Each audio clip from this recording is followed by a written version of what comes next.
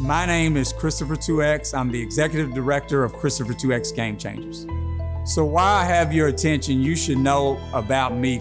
I don't like when we act to demean and tear each other down. My experience being Black in America has been a roller coaster ride, if you will. My first connection with feeling deep racism started in elementary school. We were in the classroom, and I remember asking the student, could I borrow a pencil from him? And basically, the rude way that the student put their hand on the pencil, looked me in my eye and like, get away from my desk. I just felt the vibe that I felt from that as a young person, not fully understanding racism, but I just felt that something wasn't right with that energy, and I suspected it was connected to me being a Black male sharing the same space with them. I look at racism as I've grown older as a disease.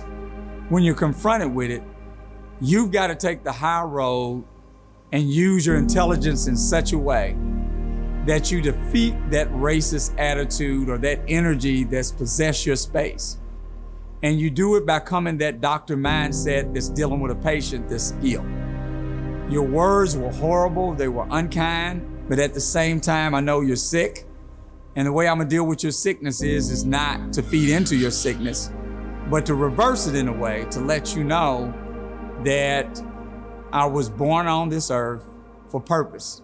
And once you let them know that, even though they want to confront you with racist energies or remarks, to try to belittle you, you let them know in return, I was born here for a purpose, and you're not gonna steal that or snatch that away from me, and I won't allow that you can't penetrate me in that kind of way to damage me. These are very challenging and stressful times, and they really are. Not only for me as a Black person, for whites feeling uncomfortable too about the position they're in as it relates to this powerful conversation about equity and race. So my advice to everybody is that at the end of the day, there's one common factor that can at least make us think better of each other as human beings and how we get to that space of respect and in a better light of understanding.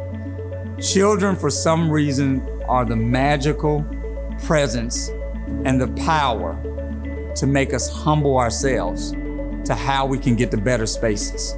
Really, people should be ashamed of allowing that mindset to seep into children, knowing that these are learned behaviors, and that learned behavior can be picked up just like a kid picks a cell phone up at the age of 2 and 3 and navigates through that cell phone. So these are dangerous times when you're exerting that kind of energy towards another human being, and that kid's right there absorbing what's coming off of that person who they entrust in to teach them as it relates to relationships and trying to share spaces in a healthy way and not necessarily a racial tension-filled way. Let's exercise this whole idea of how we're gonna get along better, see equity better, based on the principles of respect, but also based on how we can lean on the children to make us better human beings together.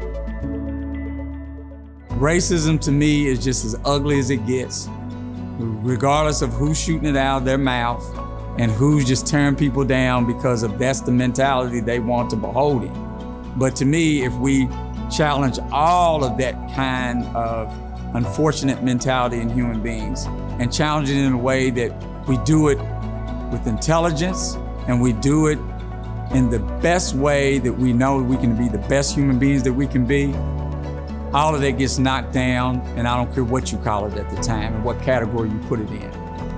Racism becomes not so powerful when you don't give it the power that you give it.